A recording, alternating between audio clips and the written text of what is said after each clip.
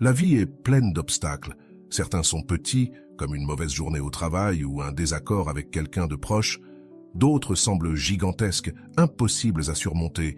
Des échecs, des pertes, des peurs qui nous paralysent. Mais il y a des personnes qui, quoi qu'il arrive, restent fermes. Elles ne se laissent pas emporter par la tempête. Dans leur esprit, il y a une force inébranlable, et ce n'est pas de la chance. C'est entraîner l'esprit avec des principes qui ont résisté à l'épreuve du temps. Imagine faire face à n'importe quelle situation avec calme, clarté et détermination, sans que la peur te freine, sans que l'opinion des autres te limite, sans que l'adversité ne te brise. Cela semble puissant, non? C'est ce que tu apprendras aujourd'hui. Aujourd'hui, je te dévoilerai 10 leçons stoïciennes qui t'aideront à dominer ton esprit et surmonter tous les obstacles. Chacune d'elles est une clé pour forger un mental inébranlable et une vie dans laquelle tu es le maître de ton destin. Ne pars pas, car la dernière leçon pourrait changer ta vie pour toujours. Mais avant de commencer, va dans les commentaires et écris « À partir d'aujourd'hui, je dominerai mon esprit et surmonterai tous les obstacles. Je suis stoïque. » Avec cela, tu t'engages à prendre le contrôle de ton esprit et à vivre avec discipline. Commençons. 1. Domine tes émotions avant qu'elles ne te dominent. Les émotions sont des forces puissantes, mais elles ne sont pas nos maîtresses. Imagine une mer déchaînée. Les vagues peuvent être intenses, mais le navigateur expert ne se laisse pas emporter par elles. Il apprend à diriger son bateau avec fermeté.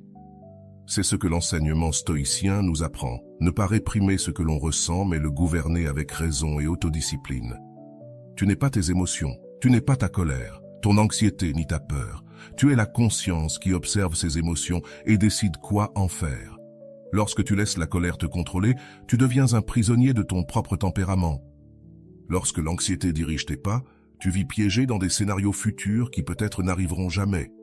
Et lorsque la peur te paralyse, tu t'empêches de grandir et d'évoluer. Marc Aurèle a écrit « Si tu souffres de quelque chose d'extérieur, ce n'est pas cela qui te perturbe, mais ton jugement à ce sujet. Et tu as le pouvoir de changer ce jugement maintenant. Voici la clé. Ce n'est pas ce qui arrive qui nous affecte, mais la manière dont nous l'interprétons. La prochaine fois qu'une émotion intense cherche à te submerger, arrête-toi, respire, demande-toi « Est-ce que cela est sous mon contrôle? Cette émotion m'aide-t-elle ou me rend-elle plus faible? Comment réagirais-je si j'étais ma meilleure version ?» La réponse à ces questions est ce qui sépare une personne ordinaire de quelqu'un avec une véritable force mentale. Car la vraie force ne réside pas dans l'agressivité ni dans l'indifférence, mais dans la capacité de ressentir sans être esclave de ce que l'on ressent. 2. Transforme l'adversité en ton meilleur allié. Chaque défi que tu affrontes a deux faces. Il peut te couler ou il peut te forger. La différence réside dans la manière dont tu l'abordes. Les stoïciens comprenaient que l'adversité n'est pas une punition, mais une opportunité déguisée. Marc Aurèle l'a clairement exprimé avec sa célèbre phrase « Ce qui gêne le chemin devient le chemin ». Imagine que la vie soit un champ de bataille et que chaque obstacle soit une épreuve qui te prépare à la suivante. Si tu fuis, tu resteras faible. Si tu fais face à la difficulté avec courage, tu deviendras plus fort. Ce n'est pas l'absence de problèmes qui définit une personne sage, mais sa capacité à les utiliser comme des marches pour grandir. Avant d'aller loin, je te serais reconnaissant si tu mets un j'aime à la vidéo, cela m'aiderait à continuer de diffuser cette philosophie. Si tu n'es pas encore abonné, je te recommande de t'abonner et d'activer la cloche pour ne manquer aucune vidéo. La prochaine fois que la vie te frappera, pose-toi 3 questions. Que puis-je apprendre de cela? Comment puis-je utiliser cela à mon avantage? Que ferait un stoïque à ma place? Un vrai stoïque ne se plaint pas. Il observe, analyse et agit avec sagesse. La vie ne te doit ni facilité ni confort, mais elle te donne quelque chose de meilleur, l'opportunité de démontrer qui tu es réellement. Et ce n'est que lorsque tu fais face à l'adversité avec courage que tu te rends compte que tu n'étais pas aussi fragile que tu le pensais, mais plus fort que tu ne l'imaginais. 3. Élimine le bruit mental et cultive la concentration absolue. Nous vivons à l'ère de la distraction. Chaque jour, des milliers de stimuli se disputent ton attention. Réseaux sociaux, nouvelles alarmistes, messages constants, pensées intrusives. Si tu ne prends pas le contrôle de ton esprit, Le monde le fera pour toi, et un esprit dispersé est un esprit faible. Les stoïciens savaient que la concentration est une force. Marc Aurèle écrivait dans ses méditations: « Concentre-toi sur ce qui est devant toi, fais ce que la raison et la justice exigent, oublie tout le reste. » C'est la clé. Si tu veux un esprit fort, tu dois apprendre à filtrer ce qui est inutile et te concentrer sur l'essentiel. Comment faire? D'abord, identifie le bruit mental dans ta vie. Demande-toi: combien de temps je perds dans des choses qui ne m'apportent rien? Quelles pensées inutiles me volent de l'énergie? Est-ce que je laisse les distractions dicter ma vie? Ensuite, adopte des pratiques stoïciennes pour renforcer ta concentration. Commence la journée avec intention, ne vérifie pas ton téléphone dès le matin. À la place, consacre quelques minutes à réfléchir à tes priorités. Pratique la contemplation, prends des moments de silence, marche sans écouteurs, médite, écris un journal. La clarté naît dans le calme. Moins de réseaux sociaux, moins de nouvelles inutiles, moins de conversations sans but. Concentre-toi sur ce qui apporte réellement à ta vie. Ton esprit est comme un muscle. Si tu l'entraînes à la concentration, il se renforcera. Mais si tu le laisses divaguer, il s'affaiblit. Décide ce qui mérite ton attention et bloque tout le reste, car un esprit concentré est un esprit invincible. 4. L'autodiscipline est le pont entre ce que tu es et ce que tu veux être. Rien de grand ne se réalise sans discipline. Le talent sans effort est inutile, et la motivation sans constance se dissipe. Épictète l'a exprimé clairement: personne n'est libre s'il n'est pas maître de soi. L'autodiscipline n'est pas une contrainte, c'est la clé de la véritable liberté. Pense aux personnes que tu admires. Elles ne sont pas arrivées là où elles sont par chance, mais parce qu'elles ont fait ce qu'elles devaient faire, même lorsqu'elles n'en avaient pas envie. La discipline est ce qui sépare ceux qui rêvent de ceux qui réussissent.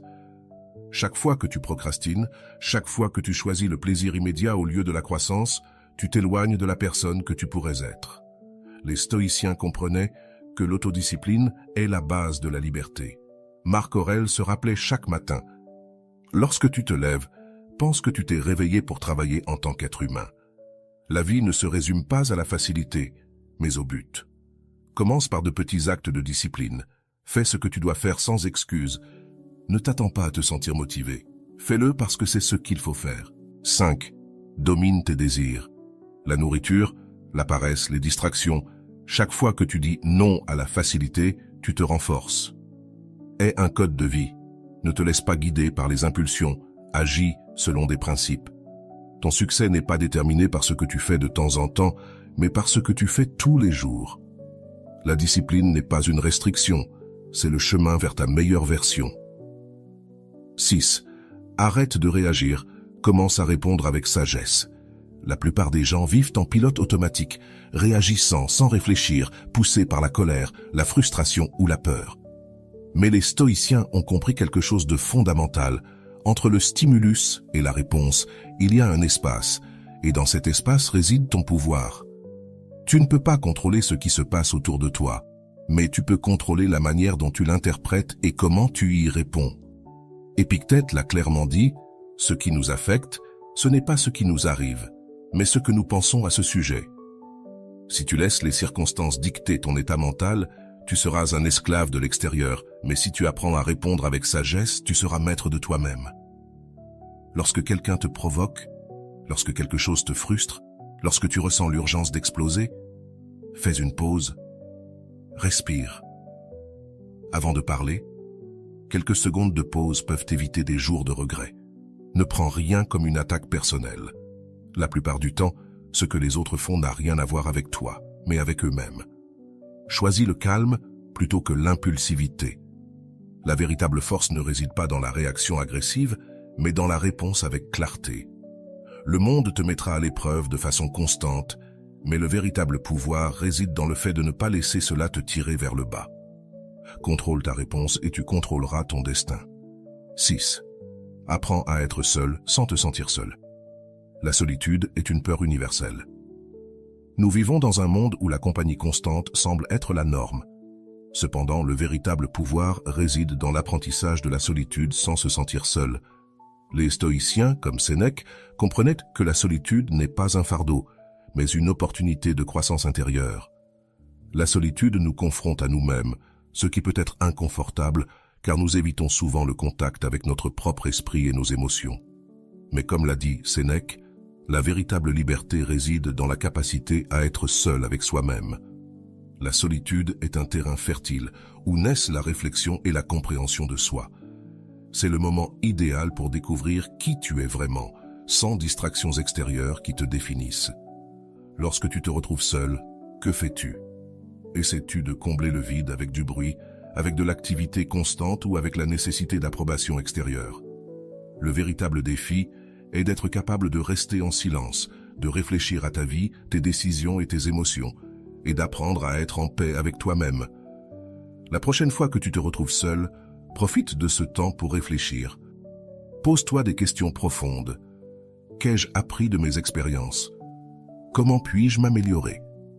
Médite. Apprends à observer tes pensées sans les identifier à ton être. Déconnecte-toi des distractions, éloigne les appareils et cherche cet espace de calme. Au début, la solitude peut être inconfortable, mais ce sont dans ces moments-là que tu peux te connecter à ton but, redéfinir ta direction et découvrir une paix intérieure que le bruit du monde ne pourra jamais t'offrir. Apprendre à être seul, c'est apprendre à être véritablement libre. 7. Fais de l'inconfort ta zone de confort. Le confort est une arme à double tranchant. Il nous procure du plaisir, mais nous vole de la force. Les stoïciens comprenaient que vivre en fuyant l'inconfort nous rend fragiles, dépendants et effrayés du changement. C'est pourquoi, si tu veux être mentalement fort, tu dois faire de l'inconfort ta zone de confort. Mais comment y parvenir? En t'exposant de manière intentionnelle à des situations qui te défient. N'attends pas que la vie te frappe pour découvrir si tu es résilient. Crée plutôt des défis contrôlés qui renforceront ton esprit et ton corps. Commence par le physique. Prends des douches froides, fais de l'exercice même si tu n'en as pas envie. Jeûne de temps en temps. Ton corps apprendra que l'inconfort n'est pas un ennemi, mais un maître. Ensuite, applique cela à ta vie quotidienne. Sors de ta routine, confronte tes peurs, parle en public, engage des conversations inconfortables, dis non quand c'est nécessaire. Chaque fois que tu affrontes l'inconfort et que tu continues, ton seuil de résistance se développe. Ce qui te terrifiait hier devient gérable aujourd'hui. Ce qui te paralysait autrefois n'est plus qu'un petit obstacle. Marc Aurèle disait « Ce qui entrave le chemin devient le chemin ». L'inconfort n'est pas une punition, mais une opportunité. Si tu apprends à t'y déplacer, à le voir comme une partie de ton entraînement, rien ne pourra te faire sortir de ton centre. Ne cherche pas la commodité, cherche la force, car lorsque l'adversité viendra, et elle viendra, tu ne te briseras pas, tu seras déjà préparé. 8. Élimine les excuses et adopte l'action immédiate. Chaque fois que tu dis « demain je commence »,« quand j'aurai plus de temps » ou « quand je me sentirai prêt », ce que tu fais, c'est t'enchaîner à l'inaction. Les excuses sont des pièges mentaux déguisés en raisons logiques. Elles te convainquent que ce n'est pas le bon moment, alors qu'en réalité, il ne manque que la décision. Un stoïcien n'attend pas des conditions parfaites, car il sait qu'elles ne viendront jamais. La vie aura toujours des obstacles imprévus et des difficultés. Si tu attends le moment idéal, les années passeront et tu resteras au même endroit. C'est pourquoi la philosophie stoïque nous invite à agir immédiatement. Pas demain, pas après, mais maintenant. Demande-toi ce qui est sous ton contrôle en ce moment, puis fais-le. Ne suranalyse pas, ne cherche pas d'excuses. Si tu dois parler à quelqu'un, fais-le. Si tu as un objectif, commence par le premier pas. Si un problème t'inquiète, agis sur ce que tu peux résoudre. L'action est l'antidote à la procrastination et à la peur. Plus tu agis, moins les excuses ont de pouvoir sur toi. Mais lorsque tu fais le premier pas, l'inertie devient ton allié. Tu seras surpris de tout ce que tu peux accomplir lorsque tu cesses de négocier avec toi-même et que tu exécutes simplement. Épictète l'a dit clairement, « Ne l'explique pas, vis ta philosophie. » Ce n'est pas suffisant de comprendre ce qu'il faut faire, il faut le faire. N'attends pas que tout soit parfait, car la perfection est une illusion. Décide aujourd'hui que tu ne seras pas esclave des excuses, adopte l'action immédiate et fais-en ta norme. Car la différence entre ceux qui atteignent leurs objectifs et ceux qui ne les atteignent pas est simple. Certains agissent, d'autres attendent. Dans quel groupe seras-tu? 9. Cherche de l'aide et des retours des autres. Le stoïcisme n'est pas un chemin solitaire. Bien que l'autodiscipline soit essentielle, les grands penseurs et guerriers de l'histoire n'ont jamais travaillé isolés. Même les plus sages ont cherché des conseils, ont appris des autres et ont accepté les critiques pour s'améliorer constamment. Marc Aurèle, l'un des empereurs les plus puissants de Rome, avait des mentors et des conseillers. Épictète, malgré son statut d'esclave, a grandi intellectuellement grâce à ceux qui l'entouraient. Sénèque, avec toute sa sagesse, comprenait que l'apprentissage était un processus continu. Alors pourquoi certains insistent-ils à tout faire seuls? L'ego nous fait croire que demander de l'aide est un signe de faiblesse, alors qu'en réalité, c'est un signe de force. Un stoïcien sait qu'il n'a pas toutes les réponses, c'est pourquoi il écoute, analyse et tire des leçons de ceux qui l'entourent. Apprendre des autres te fait économiser des années d'erreurs inutiles.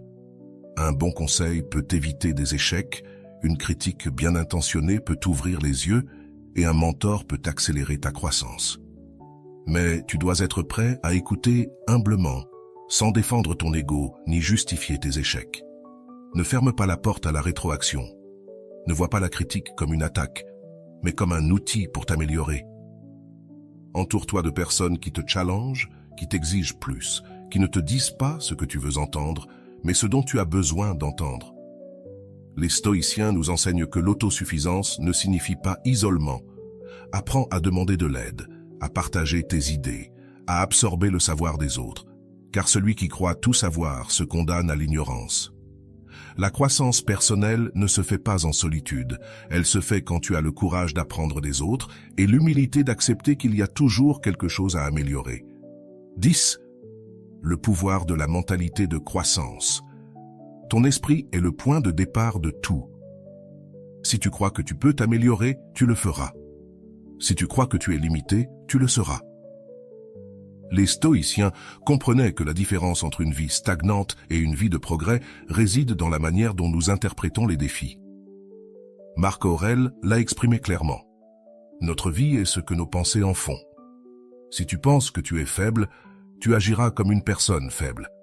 Si tu penses que tu es capable de surmonter n'importe quel obstacle, tu feras face à la vie avec détermination. La mentalité de croissance consiste à comprendre que tu n'es pas né avec des capacités fixes, que tu n'es pas bon ou mauvais dans quelque chose de manière permanente. Tu es le résultat de ton effort, de ta discipline et de ton apprentissage constant. La personne que tu es aujourd'hui n'est pas la personne que tu seras demain, tant que tu travailles sur ton amélioration quotidienne. Les stoïciens ne se rendèrent pas à la première difficulté. Ils ne disaient pas « je ne peux pas faire cela », mais « je ne sais pas encore comment le faire, mais je vais l'apprendre ». Ils ne voyaient pas l'échec comme une sentence, mais comme une leçon. Chaque obstacle, chaque chute, chaque erreur était une opportunité de se renforcer. Si tu crois que le talent ou l'intelligence est la seule chose qui définit le succès, tu te rendras au premier obstacle. Mais si tu adoptes une mentalité de croissance, tu comprendras que chaque défi est une opportunité pour évoluer. La clé est de te demander « Comment puis-je m'améliorer ? Qu'est-ce que je peux apprendre de cela ?» Ne dis jamais « C'est comme ça et je ne peux pas changer », car chaque jour est une nouvelle opportunité de devenir meilleur. Crois en ta capacité de croissance, car ce que tu crois détermine ce que tu accomplis. Chaque jour est une occasion de renforcer ton esprit. Ne laisse pas les émotions incontrôlées, l'adversité ou le confort t'arrêter. Applique ces leçons et tu verras des changements puissants dans ta vie. Maintenant, dis-moi dans les commentaires, quelle leçon t'a le plus marqué et laquelle vas-tu commencer à appliquer dès aujourd'hui? Aime, partage avec quelqu'un qui a besoin d'entendre cela et abonne-toi pour ne pas manquer la prochaine vidéo. À bientôt.